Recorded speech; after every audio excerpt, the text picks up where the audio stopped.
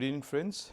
I'm feeling totally humbled this evening for the very important cause that I'm going to share with the general public and the masses about the awareness of type 2 diabetes as a disease, as a comorbid condition in so many other diseases, and as to how we have to really see that how we can manage this disease as well as see the complication of and how it affects the general life of a patient and how it is extending to the family also.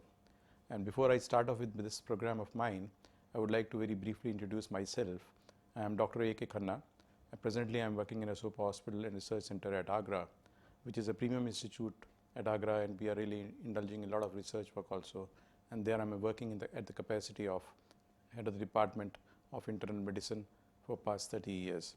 And my main interest in the field of medicine is diabetology and various other metabolic dysfunctions that we deal with in our daily practice day to day. And just to tell you about how diabetes is important and how diabetes affects masses, and not only as an individual, but it's a disease which is called as a family disease. And this one disease not only affects the general life, the psychosocial aspect of a patient, but also extends to rest of the family members also. What I am trying to say and what I mean by this is that fact of the matter is that this is not a sole individual disease of a member who is having or harboring this disease, but this is one disease where he has to or she has to really inculcate a lot of awareness about the disease to the family also, and the family members are also equally concerned about the diabetes as a disease of the family member who is harboring this disease. This disease is starting from the juvenile journey of the life and extends to the early agehood, which is adolescent, and goes beyond 30 to 40 years also, when we call it as a type 2 diabetes. And this type 2 diabetes is generally an insulin deficiency disease, which is not an absolute insulin deficiency, but we acquire this deficiency or resistance of insulin in our lifetime, and this is called as a metabolic dysfunction also. It is just not that it is related to the glucose number and we are having disturbance in terms of fasting blood sugar levels or the postprandial, which we call as a 2 hours after meal blood sugar numbers, but it affects almost whole or entire body and the entire system of our body. And it is beyond the glucose numbers. It affects the various target organs such as heart, brain, nerves, which we call as a micro and the macrovascular angiopathies. It involves the kidney, it involves eyes also. That means what I'm trying to say is that if you play around with this disease, or if the patient is not really controlled in terms of numbers of type 2 diabetes such as fasting or the PPG control, it goes beyond this and it affects almost our system from toes to hairs, toes to the head, and there's not even a single system which is spared, leaving aside that the patient has his own suffering regarding this disease, but the entire family is also involved and is also, I would say, that suffering up to an extent that the patient also suffers or harbors this disease. There are so many issues whereby the family members are also equally concerned, and this becomes an emotional deterioration of the patient's psychosocial structure and also disturbs emotionally all the members of the family.